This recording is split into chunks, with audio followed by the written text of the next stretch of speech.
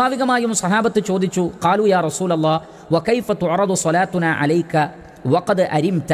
നബിയെ, നിങ്ങൾ മരണപ്പെട്ട് കഴിഞ്ഞാൽ മണ്ണോട് ചേരുമല്ലോ, അങ്ങനെയാണെങ്കിൽ പിന്നെ സ്വലാത്ത് എങ്ങനെയാണ് നിങ്ങൾക്ക് നിങ്ങളുടെ മരണശേഷം കാണിക്കപ്പെടുന്നത്? അങ്ങനെ സംഭവിക്കുമോ? അവരുടെ ഒരു സംശയമാണ്. അപ്പോൾ നബി സല്ലല്ലാഹു അലൈഹി വസല്ലം അതിന് നൽകിയ മറുപടി ശ്രദ്ധേയമാണ്. ഫഖാല ഇന്നല്ലാഹ അസ്സ വജല്ല ഹറമ അലൽ അർദി അജ്സാദൽ അംബിയ. അംബിയാക്കളുടെ ശരീരം മണ്ണ് തിന്നുകയില്ല, അത് ഭൂമിക്ക് അല്ലാഹു നിഷിദ്ധമാക്കിയിരിക്കുന്നു.